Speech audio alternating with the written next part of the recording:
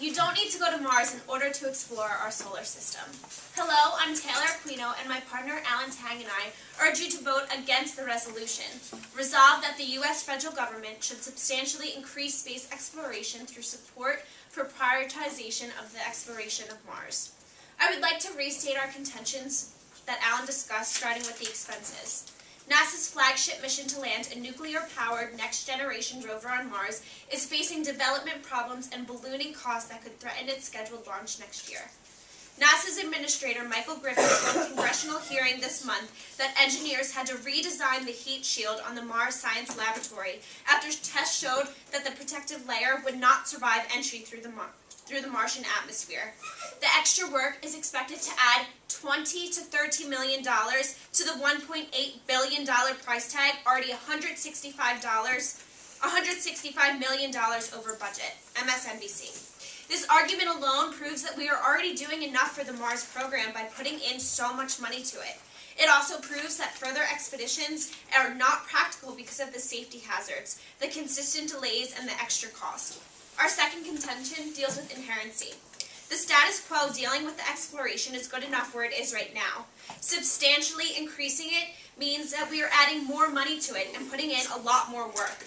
Right now, the status quo isn't completely working, so why expand that more and set ourselves up for more failure, considering that as of now, it is not working. Now, our third contention deals with the practicality, which I already touched upon before. It is not safe to go to Mars. The radiation alone is unsafe. Cosmic rays can damage DNA, increasing the risk of cancer and cataracts for space travelers. Current research suggests that the amount of radiation that would bombard an astronaut during a 1,000-day round-trip Mars mission increases his or her risk of cancer by 1 to 19%, says National Geographic, which is part of the affirmative's plan to send manned space travel. Windows to the Universe shares the average temperature on Mars is negative 63 degrees Fahrenheit. That is about 120 degrees Fahrenheit colder than on Mars. Mars lacks the protective ozone layer we have in Earth's atmosphere, so you're much more likely to be severely sunburnt there as well. If we won't be able to one day live there, which is one of the goals of the Mars exploration and one of the affirmative's arguments, then why substantially increase our exploration to Mars?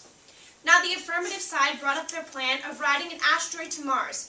But if we did that, then first of all, it's a one-way trip. The asteroid would not send us back, but only there. Also, their asteroids only come occasionally and is going at 25 kilometers a second. Also, there isn't enough safe or practical technology to go to Mars yet, which means it is unsafe for human life. Bottom line, we don't have the money to back up their plan. And even if we do go to Mars, what do we do when we're there? All that money being spent very well could lead to absolutely nothing, which is where our counter plan comes in.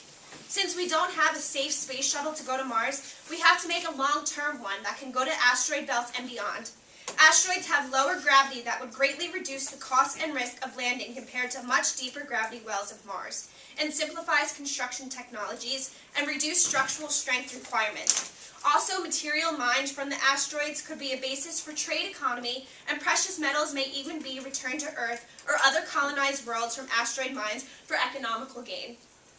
We also don't have technology to build terraform to form into space colonies, so we have to await and explore asteroid and beyond, and really explore our less expensive and safer options. We also need to create a better space vehicle. NASA exploration, while doing so in an affordable way, NASA has been making steady progress towards realizing the President's goal of deep space exploration, while doing so in a more affordable way. NASA Deputy Administrator Lori Garver said, "We've been driving down the cost of the Space Launch System and Orion contracts by adopting new ways of doing business and project hundreds of millions of dollars of saving each year." Our plan also touches on exploring places such as the asteroid belt, as said before, and places such as Jupiter's moon, Europa. Although the affirmative side didn't bring up where they would be getting money to support their plan and to support substantially increasing it, we would use the money that we aren't spending on increasing it of the Mars exploration and use it for the exploration of the asteroid belts and beyond, and would be making some of that money back because of the asteroid's economical value. Vote for the status quo. Vote for the big picture. Vote negative. Thank you.